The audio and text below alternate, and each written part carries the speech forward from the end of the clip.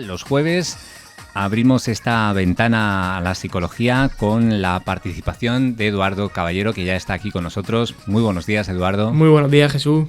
Hoy vamos a seguir hablando de la ansiedad y de los mecanismos de los que disponemos para combatirla. Ya hemos tenido algunas nociones en torno a algunas estrategias para afrontar esa ansiedad, y hoy Eduardo nos va a traer otra de ellas, que es la evitación. Eduardo, así a priori pensar en evitar las situaciones parece que no es lo más apropiado, ¿no? Sí, Jesús, como tú bien dices, pues hemos hecho una serie de programas que van orientados, que tratan sobre las conductas defensivas del cuerpo, es decir, cómo reacciona el cuerpo ante X conductas que nos originan ansiedad. La semana pasada estuvimos hablando de la tranquilización, la anterior estuvimos hablando de la seguridad y esta toca la evitación, ¿vale?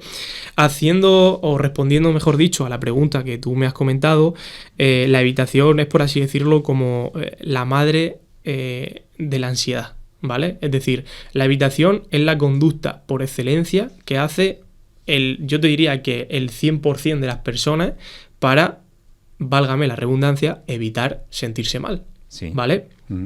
Haciendo un poco de recapitulación conforme a la semana pasada que estuvimos viendo la tranquilización, me gustaría comentar, por si hay alguien que se acaba de poner el programa, ¿vale?, que la tranquilización pues hace referencia a ese elemento anticipatorio donde yo preveo que algo puede salir mal, ¿vale? La evitación se diferencia de la tranquilización porque la evitación lo que a mí me hace, evidentemente también tiene un componente anticipatorio, pero la evitación lo que hace es que, para que nos entendamos todos, es como una conducta de, entre comillas, de mejor me quedo en casa seguro, ¿vale? Y esto lo voy a explicar porque esto tiene muchos matices y muchas historias detrás. Si yo te pregunto a ti, Jesús, si hay algo que tú evitas, y cuando digo evitar no me refiero evitar, aquí voy a hacer el matiz porque evitar pueden ser personas, pueden ser situaciones, pueden ser lugares, ¿vale? Puede ser cualquier cosa que a ti te genere ansiedad. Si tú tienes fobia o si tú tienes miedo, también evitarías aquella cosa que tú temes, ¿vale? Si tú hoy en día me dirías, oye, mira, Edu, a mí me genera ansiedad esto, yo tiendo a evitarlo. ¿Hay algo, no solo hoy en día, sino a lo largo de tu vida, que tú hayas evitado? Cosas que yo haya evitado. Correcto. Sí, o que voy dejando para después, ¿no? Porque no me siento seguro, quizá. También, ¿vale? O sea, al final, todas esas cosas hacen referencia a que yo, en cierto modo, me siento inseguro y, por tanto, tengo que evitar, ¿vale? Claro. Cuando hablamos de evitación, Jesús, hablamos de que a nosotros se nos dispara automáticamente la ansiedad. Es decir, ¿qué es lo que yo hago ante una situación que a mí me genera ansiedad? La gran mayoría de gente opta por quedarse en casa. Entonces, aquí es donde tenemos el primer problema. Cuando yo me quedo en casa, yo asocio quedarme en casa con un espacio seguro, ¿vale? Entonces asocio mi casa con la seguridad, ¿vale? Recordemos que la seguridad era la primera conducta defensiva que abordamos aquí, ¿vale? ¿Qué es lo que pasa cuando yo salgo fuera de casa? Que probablemente me enfrente a muchas situaciones que me originen o me hagan experimentar la ansiedad, ¿vale? Y aquí es donde viene el segundo inciso o el segundo punto en cuestión, ¿vale? Porque claro, el problema de esto es que las conductas de evitación lo que hacen es anticipar el sufrimiento. Es decir, si a mí, por ejemplo, me genera ansiedad, o te voy a poner el caso de un paciente que siempre que va al trabajo evita una calle porque le tiene fobia a los perros, ¿vale? Entonces, como él sabe dónde están esos perros, antes de salir de casa, su cabeza ya tiene un mapa mental de por dónde tiene que ir a trabajar. Entonces, claro, al final, si yo realizo una conducta de evitación, lo que estoy haciendo, paradójicamente, es incrementar mi malestar. Es decir, en este caso concreto que te he puesto de un paciente con fobia a los perros, se estaría incrementando el miedo al perro, ¿vale? Y esto se puede extrapolar a cualquier tipo de conducta humana, ¿vale? Si yo a ti te pregunto, por ejemplo, Jesús, si a día de hoy tú tienes alguna fobia. alguna fobia. O a los perros, o a algún animal, o a las alturas, o miedo a conducir, o tú estás libre de fobias.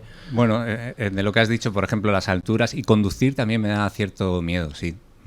Vale, pues, por ejemplo, siempre que tú tienes en mente ir a por el coche, tu cabeza va a realizar una serie de pensamientos que se llaman pensamientos anticipatorios, y eso te va a empezar a originar una cierta ansiedad, ¿vale?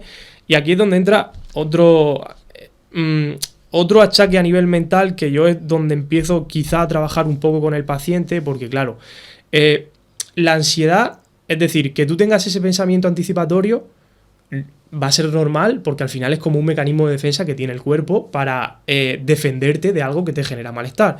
Pero una cosa es que tú osciles entre unos niveles de ansiedad que tú puedes permitirte, ¿vale? Y otra cosa es que la ansiedad sea tan fuerte que te paralice.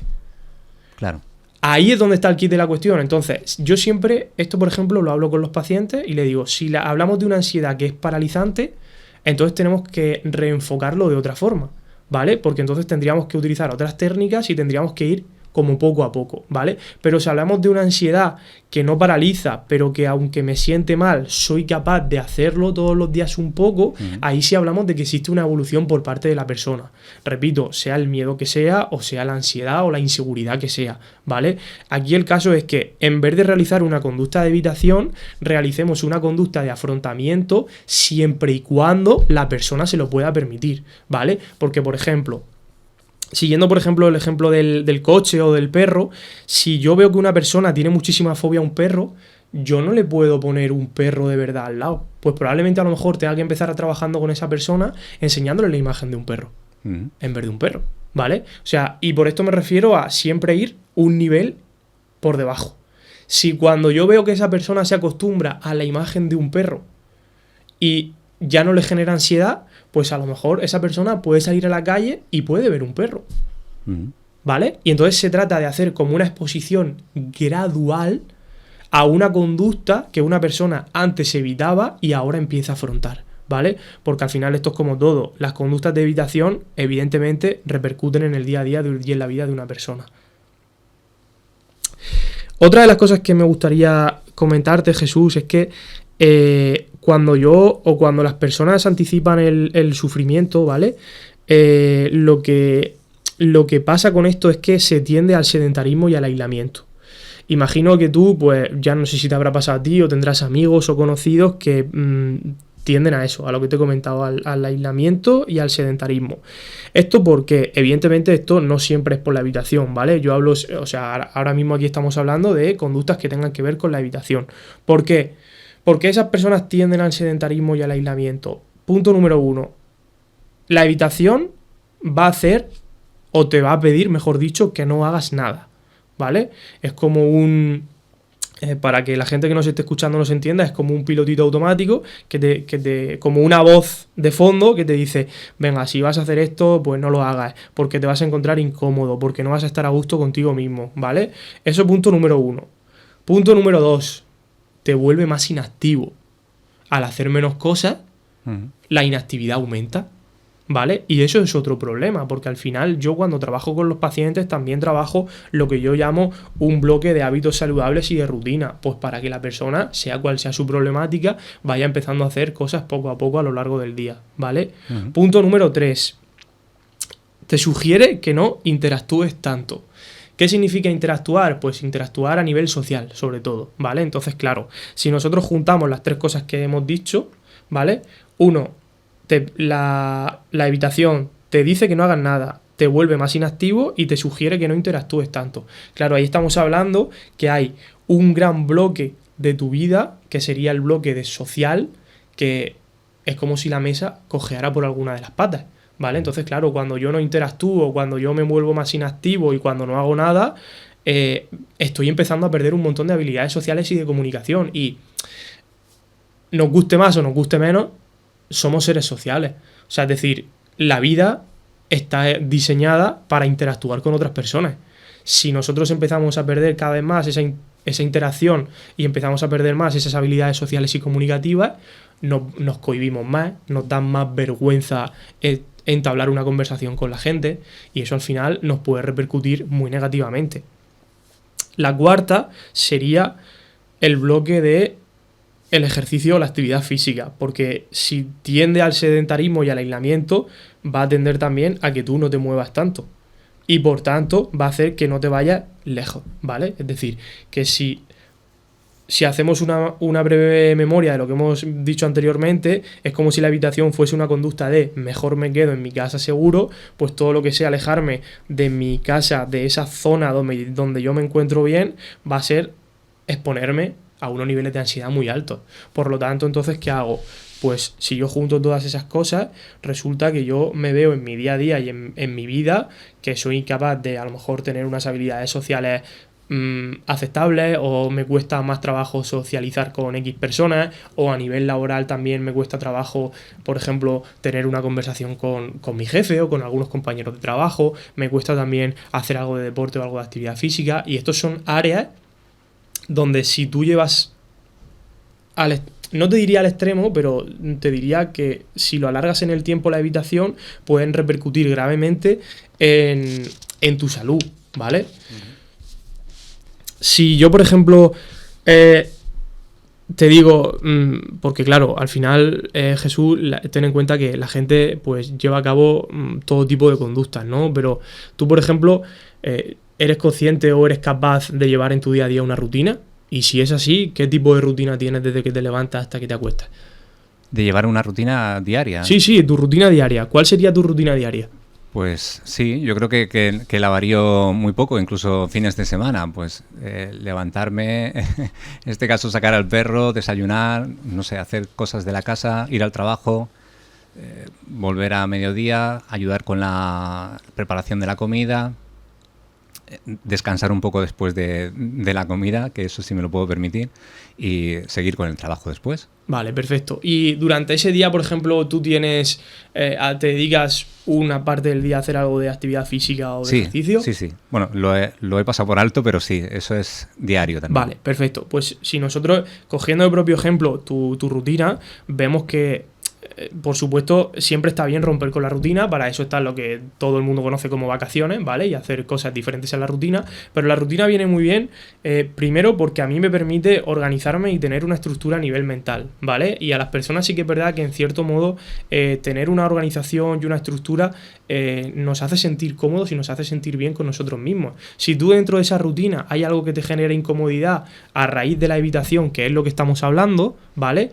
Tú empezarías a alargarlo en el tiempo y a decir, me siento incómodo, por ejemplo, imagínate, ¿no? Sacando todas las mañanas a pasear al perro. Entonces tú, al final, si tú eso lo alargas en el tiempo, al final tú lo que harías sería cambiarle la conducta de sacar a pasear al perro por no sacarlo, ¿vale? Porque eso te generaría una incomodidad. Claro. Entonces, precisamente, el hecho de que tú te obligues, entre comillas, a sacarlo todos los días, hace que esa parte de ti no esté en contacto con un malestar que a ti eso te puede originar. Y te he dicho el ejemplo del perro, como te puedo decir el ejemplo del deporte, como te puedo decir el ejemplo del trabajo, ¿vale? Yo he tenido algunos pacientes que han venido a consulta y me han dicho que no están cómodos con el trabajo, que no se encuentran a gusto, que a lo mejor tienen en mente o están pensando en otros proyectos, y que evidentemente cuando tú les preguntas a ellos por qué no se sienten a gusto en el trabajo, o por qué no están cómodos, o qué es lo que ha ocurrido ahí, pues la gran mayoría de ellos te suele decir, me suelen responder dos preguntas que son, te diría, las preguntas estándar.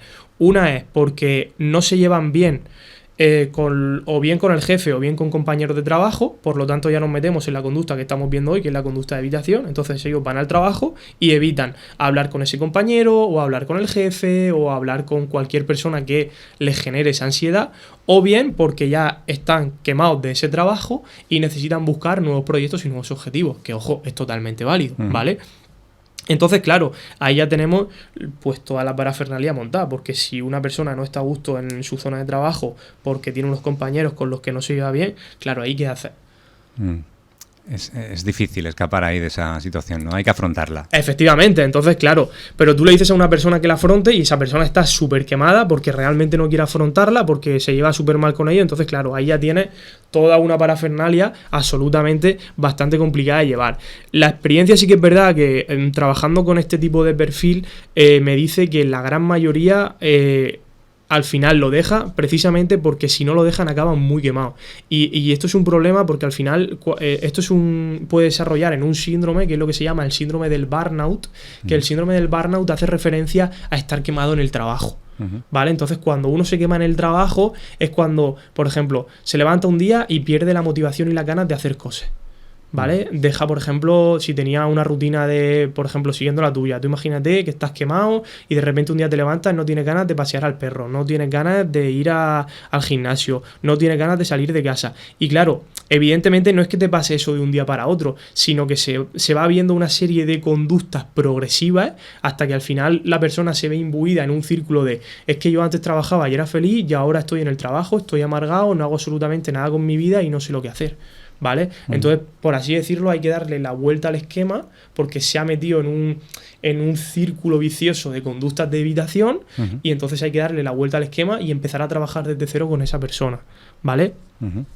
Entonces, para ir terminando, a grandes rasgos, la evitación es, por así decirlo, para que la gente que nos esté escuchando nos entienda, como la madre de la ansiedad, ¿vale? Y la evitación, claro, solamente la persona que hace conductas evitativas solamente se mueve en espacios seguros, ¿vale? Solamente va a hacer conductas que le generan bienestar. Pero claro, esto es un problema, porque si yo hago algo, si yo todo lo que hago va orientado a que me genere bienestar, cuando haga algo o tenga una situación en mi día a día que me genere malestar, ¿cuál va a ser mi reacción? Claro. Evitarla. Efectivamente. Entonces dejamos ahí un poco para que la persona o la gente que nos esté escuchando lo piense y lo analice tranquilamente, ¿vale? Y en principio volveríamos la semana que viene para tratar la última conducta defensiva que nos queda, que sería la distracción. Muy bien. Bastante complejo esto de la evitación, ¿no? Parece que es el inicio de otras muchas conductas, otros muchos problemas, ¿no? La cuestión yo creo que es si queremos vivir así, evitando las cosas.